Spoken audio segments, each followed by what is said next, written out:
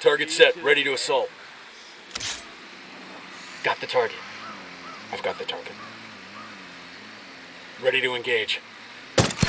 Engaging. Target is down.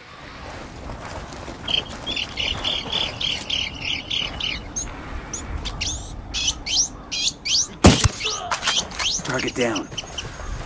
Okay, we're still good. Por fin llegó el pinche apoyo que estábamos esperando, perros. Let's get moving. Vamos Hold llegando up. en chinga al pinche punto de encuentro donde estaban los putos que íbamos a apañar. Taking fire from the parking area. Fuck, they're heading this way.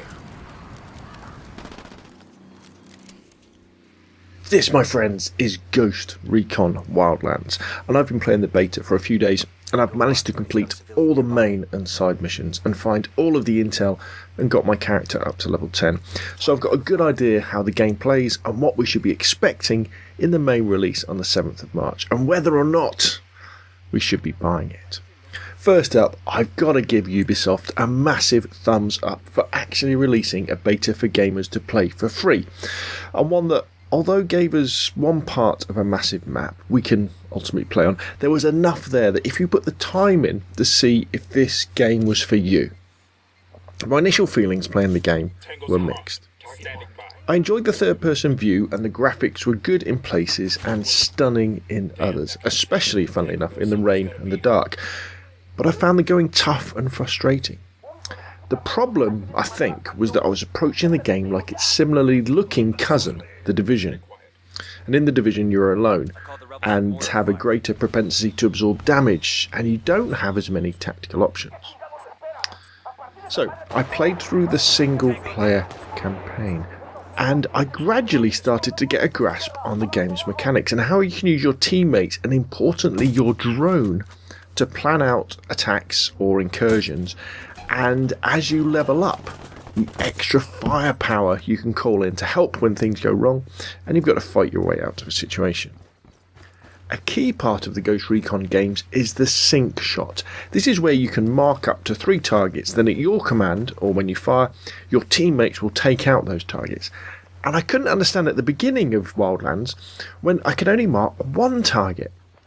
But then as I earned skill points, I saw that this was an option on the skill tree. So I opened it up and then I found the single player missions much easier and an awful lot more fun.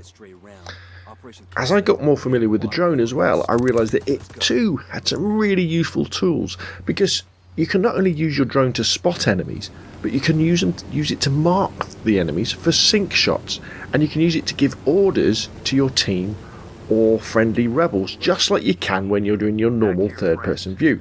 Maybe you want to move your teammate to a certain area that you couldn't see from where you are, but you can see where the drone is, or call in a mortar strike. Again, from a situation where you couldn't see it where you are, but where the drone can see it. The more I played Ghost Recon Wildlands, the more I realised that you could approach and tackle every objective in any way you wanted to, which is amazing. Let's say the objective was to get some intel from inside an army camp. You could wait for nightfall, you could creep in and silently take out enemies, get the intel, then creep out, avoiding most of the enemy gunfights. Or you could go in loud, taking out the snipers in the watchtowers, calling in mortar strikes on the barracks and sending in your teammates to kill targets, and then you grab the intel. If you wanted to, you could sit back and do all of this with orders from your drone, and then just slip in at the end of the fight to get that intel. You could also use a helicopter to fly to the base, then parachute in for a hot assault, or maybe land on a roof and quietly make your way through the base. Or maybe you could just hover around the base while your AI team hung off the side and raked the enemy with automatic fire. Perhaps you'd want to approach the base from the river, or ride a motorbike around the compound like some crazy biker on a mission of vengeance.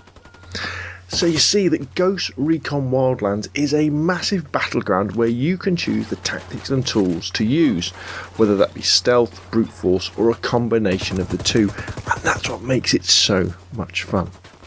Honestly, as I became more familiar with the mechanics of the game, I started to enjoy it immensely and replayed the story missions using different styles of play to see what would happen.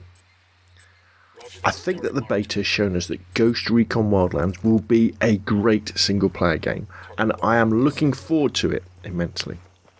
Now, you can also play the game in co-op mode with up to 3 other friends, and this is where the fun really begins. You've got all those tactics options that I mentioned earlier, and there are moments of fun and farce and true tension as you try to fight off the enemies to get to and revive a fallen teammate. When you're playing, you'll get into that classic conversation like, I'll take the guy on the right. Which right? Oh, wait a minute, I haven't got my suppressor on. Right, I'm ready, but the target has moved. Or, oh, poop, I missed, and so on, and it's great. At its heart, Ghost Recon Wildlands is a good tactical shooter that at this early stage shows an immense amount of promise. And we know that Ubisoft will support this title just like The Division, so it'll get updates and balances galore and improve as it gets older. So the question is, will I be buying it?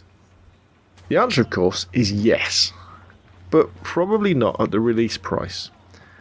There's no player versus player, so there's no point in getting in early to start learning maps and levelling up to get an advantage like in Battlefield or Call of Duty. And unlike in The Division or Destiny, there's no levelling up of stats in terms of hit or defence points, so a new player would do just as much damage to enemies as an older one. I will definitely be buying Ghost Recon Wildlands, but probably when the price drops down to about £30, or if they do a special offer with the Season Pass edition, and then I'll pull the metaphorical trigger. Okay, so that's enough from me. Please put your questions and comments down below. Hit like if you enjoyed the video, and subscribe if you'd like to see more of the same. Thank you very much for watching, and I'll see you again soon. Even if the condoms come standard, it's a sweet fucking car. I never could understand.